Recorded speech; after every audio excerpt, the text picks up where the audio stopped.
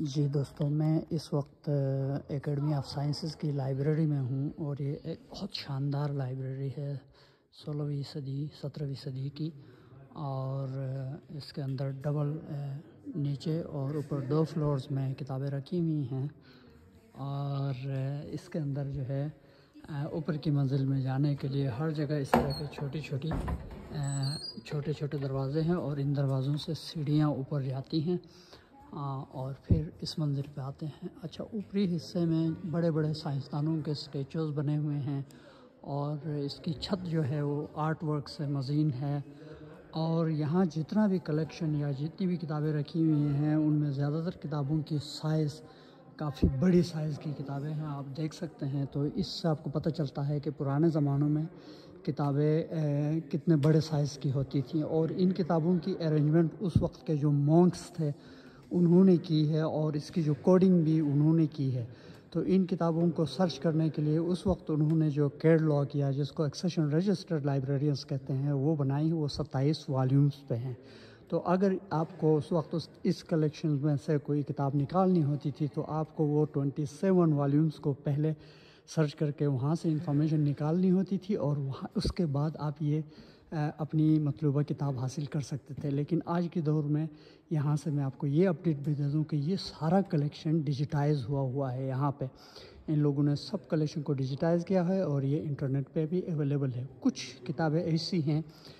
جو انٹرنیٹ پہ نہیں ہوں گی، تو اس کے لیے پھر یہاں کے جو لائبریرینز ہیں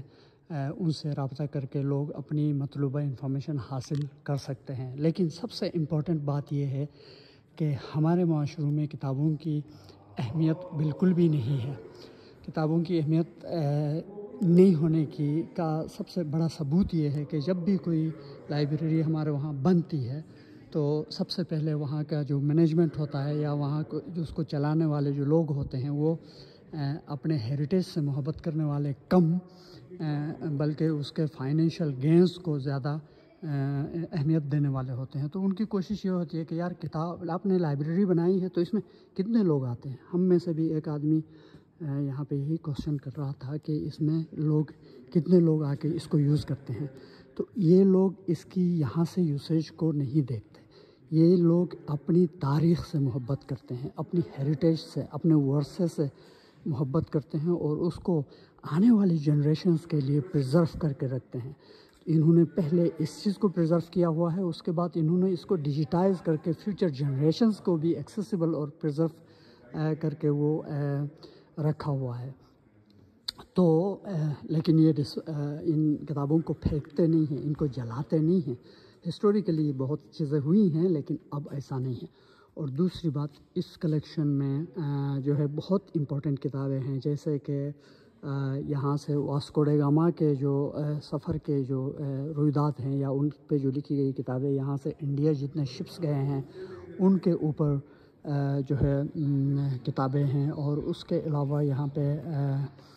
بہت ریئر کتابیں،